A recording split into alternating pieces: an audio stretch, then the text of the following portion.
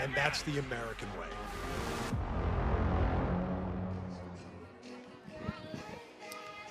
Make our way to the top of the second inning on a beautiful spring day. The Bulls are up 2, and we're happy to be joined by South Florida head football coach Alex Golesh. Coach, appreciate you stopping by, man. Thanks for having me. This is super cool out here. We just hit a dinger.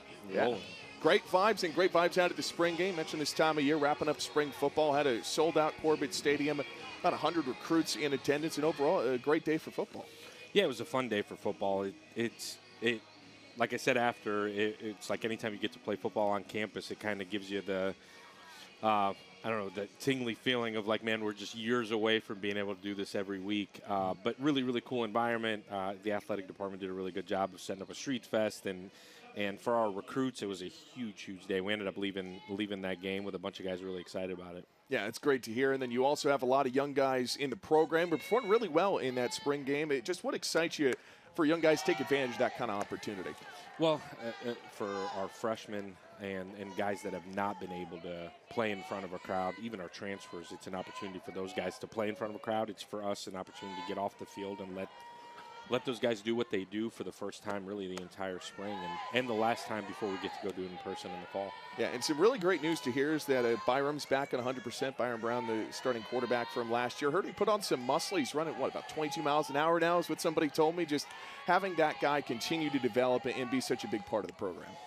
Yeah, really excited about Byram coming back. And he felt like he obviously left a lot out there when he got hurt, and he's got a lot to prove to himself. And certainly his teammates are excited he's back. Bryce has really taken another step. Really, that whole room, you got a chance to see a young Lachlan Hewlett go do his deal. So I think there's a lot of excitement in that room in general, and certainly excitement for the future. And then when you look at things from the other side of the ball, right, you bring a lot back of the linebacking core, guys who were leading tacklers the last couple of years. A lot of the secondary is back. What excites you about the Bulls defense next year?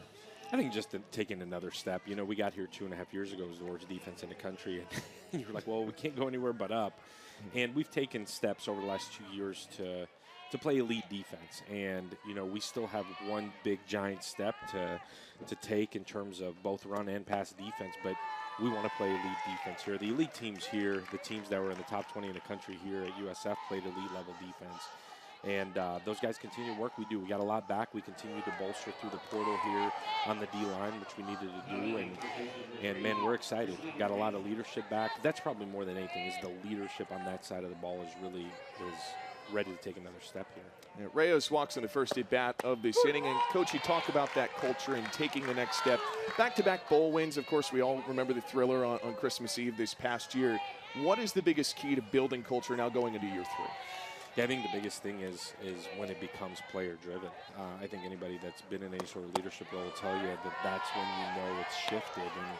And really for the first time for us in our 2.5 years, this spring was that first time where I felt like not only do the guys understand the standards that we're trying to live by, but they're starting to enforce them. And when you take over a program, it's going to take time to build that, and build that leadership, and then the accountability, and the guys feeling comfortable enough to own it.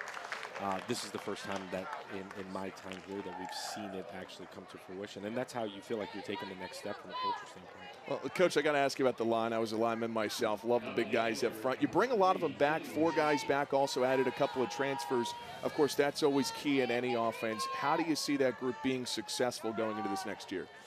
Yeah, I think it's just one more year in the system, to have 4 guys back that took a majority of the reps last year, and then a handful of guys that are coming back that played sparingly throughout. That tackle spot was so big for us with RJ, who's got an opportunity to go play with the New York Giants now.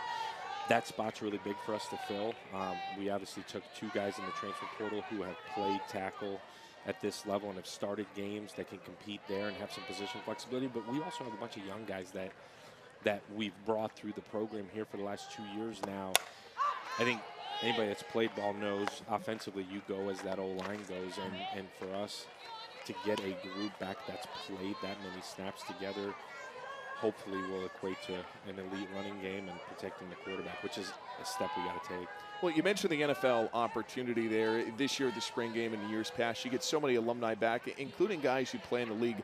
How important is that for your program to get those connections with current players and staff, guys who have achieved that dream of going in and playing in the league? It's awesome. One, it's awesome to have. We had over 100 players back with their families. Like seeing their kids smiling and the pride that they take in coming back. That was really cool. That alumni game was really, really cool. But having guys that wore the same colors as you did and dressed in that same locker room as you did, that have gone on and played in the National Football League, it allows you to say, man, like there's a guy that's been in my shoes that's doing it, either doing it or done it at a high level.